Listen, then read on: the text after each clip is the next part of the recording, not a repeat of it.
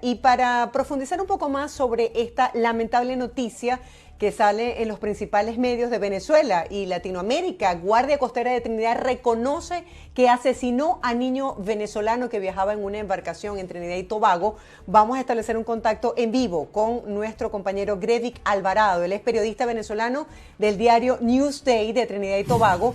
Y bueno, nos tiene los detalles. Buenos días, Grevik, bienvenidos. Coméntanos qué se sabe hasta ahora, qué han manifestado las autoridades de la isla.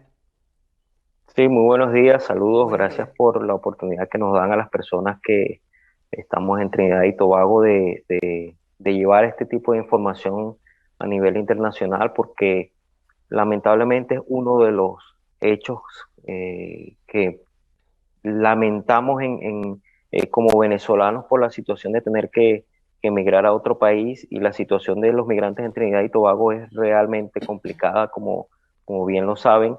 En este caso fue a Darielvi Sarabia, una madre venezolana que venía a encontrarse con su esposo, quien la esperaba aquí, y lamentablemente, pues de manera irregular tuvo que salir de nuestro país, y se encontraron a mitad de camino con las embarcaciones de la Guardia Costera, que en los últimos meses han incrementado su flota de buques y han incrementado el patrullaje sobre las costas de todo Trinidad y Tobago.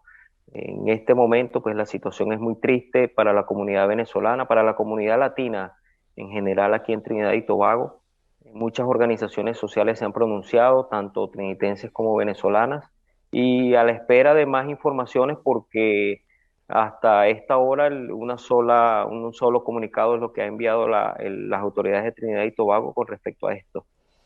¿Qué se sabe de los tratados internacionales de derechos humanos?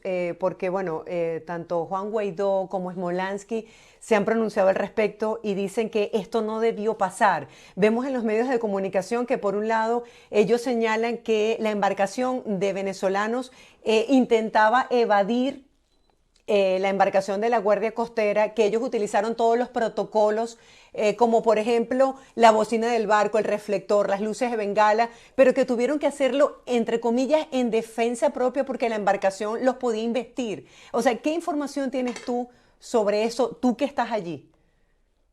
Mira, las leyes migratorias de Trinidad y Tobago son antiguas, son leyes eh, que han pasado de moda, leyes que se contradicen con estos tratados internacionales, y que le permite a las autoridades de Trinidad y Tobago actuar de una manera, podríamos decirle, personal o individual en cuanto a estos tratados.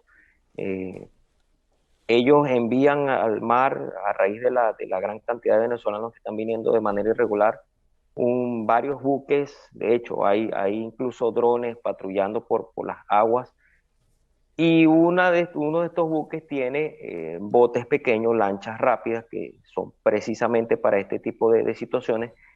La Guardia Costera envía una de estas lanchas rápidas, que es de menor tamaño a la piragua que viene desde Venezuela, y ellos alegan que esta piragua, en la voz de alerta, los capitanes decidieron pues no atender el llamado y continuar su camino. Es allí donde ellos alegan que tuvieron que responder.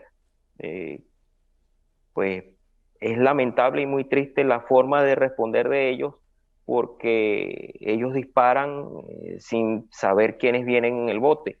Eh, es cierto que estas personas que vienen de manera irregular a Trinidad y Tobago por lo general vienen escondidas en el bote, vienen cubiertas por una especie de lona. En todas las embarcaciones hacen eso, y eso impide que las personas de otras embarcaciones puedan avistar quiénes están realmente dentro de esta embarcación. Es lo que explican las autoridades, que ellos no sabían eh, que venían migrantes ilegales en ese bote.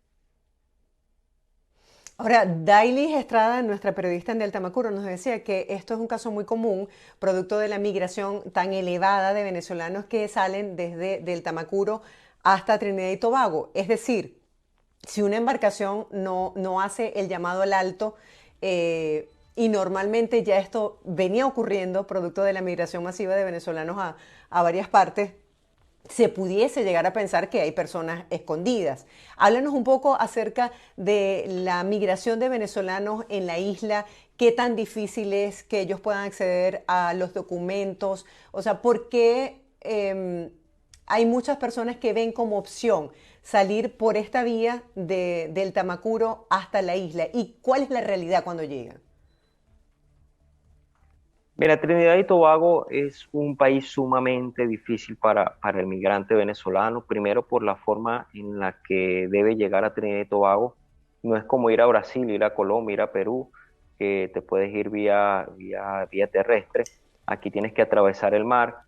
Segundo, el idioma, muy difícil para los venezolanos. Y tercero, la situación legal que complica aún más todas estas situaciones. Recordemos que en el 2018 las autoridades de Trinidad y Tobago, 2019, perdón, otorgaron una amnistía en la que participaron 16.523 venezolanos y quienes recibieron un permiso de trabajo y, y esa es precisamente el permiso de trabajo te otorga la permanencia provisional aquí en Trinidad. A raíz de la pandemia, el gobierno ha ido extendiendo, ese era un permiso por un año, el gobierno de Trinidad y Tobago ha ido extendiendo este permiso que venció el 31 de diciembre del año 2021. Precisamente hace 2 semanas yo redactaba un reportaje para el Newsday explicando que ahora los 16.523 venezolanos que participaron en este registro y el resto de los venezolanos que han venido después de este registro y están de manera irregular en la isla, estamos todos de manera ilegal aquí. Tenemos un estatus ilegal aquí y sin respuesta de las autoridades, porque después que se publique este reportaje, lo único que se dice es que ellos están evaluando en el Parlamento cuál va a ser la próxima medida, pero es una medida sobre estos 16.523, no sobre el resto. Según los datos aportados por la ACNUR, recientemente se dice que aquí hay entre 25 y 28 mil venezolanos. Eso incluye los 16.523. Justamente ayer yo publicaba un reportaje sobre la cantidad de venezolanos que están regresando a su país por el alto costo de la vida, la misma situación de la pandemia, la falta de empleos, el idioma y este estatus legal que le impide a los venezolanos realizar una vida normal como se lleva en otros países, donde pueden tener su DNI, donde pueden tener los niños acceso a la educación, donde el sistema de atención de salud va más allá de las simples emergencias. Aquí recordemos que un venezolano puede asistir a un centro asistencial, a un hospital solamente en caso de una emergencia. Aquí ha habido casos de niños incluso con cáncer, niños enfermos, personas que han muerto por necesitar donativos de sangre. Nada más con eso yo te pongo en contexto la situación que vivimos aquí los venezolanos. Sí, qué duro tú como periodista y como venezolano y además migrante que lo vives en carne propia, tener que ver a tus compatriotas sufriendo las penurias de estar en una isla donde pues no se les garantiza el derecho básico a la salud. ¿Qué ha pasado, Grevik, con el resto de la tripulación, con el resto de las personas? ¿Cuál va a ser ahora su estatus migratorio? ¿Ellos están en buen estado de salud? ¿Qué has sabido de ellos? Sí, bueno, imagínate, yo soy el periodista venezolano aquí que intenta tratar de ayudar a través del medio todas las situaciones que vivimos los venezolanos. Gracias a Dios, pues el periódico conmigo me ha abierto las puertas y he podido yo intentar ayudar a los venezolanos con sus estatus legales o en otras situaciones. Sobre las 13, las personas que quedaron retenidas están en este momento en el helipuerto de Chaguaramas, eh, están a la espera de los protocolos COVID, son los 14 días de cuarentena que deben pasar ahí. Me imagino que les hicieron sus pruebas de antígenos o PCR ayer luego de ser detenidas. Y en este grupo que se habla de entre 13 y 20 personas que venían en el bote, está la primera hija de Darielvi, que es la madre del niño fallecido. Es una niña de 2 años que también está con este grupo de detenidos en el helipuerto de Chaguaramas. Darielvis está en este momento en el hospital de Sangre Grande, al noreste de Trinidad y Tobago. Está siendo atendida luego de la herida que sufrió de bala. Eh, Sin embargo, pues Daría Elvis me informan sus allegados que está muy nerviosa porque está en la habitación siendo atendida y en la parte de afuera están funcionarios de policiales de inmigración a la espera que ella se recupere. Recordemos que Daría Elvis entra en este grupo de detenidos también a la espera de una decisión de las autoridades sobre una posible deportación mientras se hacen las investigaciones por el asesinato, porque podríamos llamarlo así, el asesinato del bebé de 9 meses. Lo que se espera es una deportación como ha venido ocurriendo. Sin embargo, hay organizaciones sociales que han estado trabajando desde ayer en horas de la mañana para evitar que esta deportación se lleve a cabo y tratar de lograr la reunificación familiar, porque recordamos que no solamente Daría Elvis venía en ese bote, venían otras mujeres que con 7 niños Wow. que trataban de llegar a este país a buscar la reunificación con sus padres. Sí, qué lamentable. ¿Y cómo se daría la deportación? ¿Es vía marítima, vía aérea? Normalmente, ¿cómo suele ocurrir? Normalmente es vía marítima, normalmente es vía marítima. Estas personas, no sé si recuerdas el caso de los 11 niños que deportaron hace unos meses, son casos totalmente diferentes porque llegan por otras áreas, llegan por otras zonas de Trinidad. En ese caso los 11 niños los deportaron al día siguiente y en otros casos los retienen en Chaguaramas, en el helipuerto, a la espera de cumplir con los protocolos COVID y tener un grupo mayor de personas para poder deportar en embarcaciones más grandes. La última deportación fue de 115 venezolanos Wow. a finales del año pasado. Grevi, ¿hay alguna organización de venezolanos prestándole apoyo a estos migrantes? Sí, hay varias organizaciones sociales que siempre están al día con lo que es la ayuda a los venezolanos.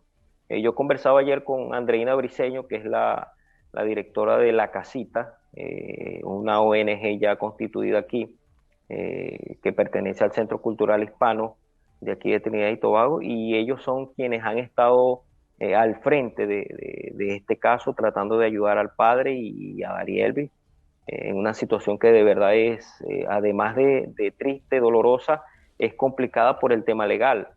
Entonces, es una situación de que hay que moverse con abogados y hay que moverse con llamadas, con cartas y todo este tipo de movimientos que los padres, obviamente, por la situación no lo pueden hacer. Así es, gracias Grevik por todo este reporte tan completo y tan sentido. Te felicito por el trabajo que vienes realizando, maravilloso trabajo desde el medio de comunicación Newsday en Trinidad y Tobago. Estábamos conversando con Grevik Alvarado, él es periodista venezolano del diario Newsday en Trinidad y Tobago.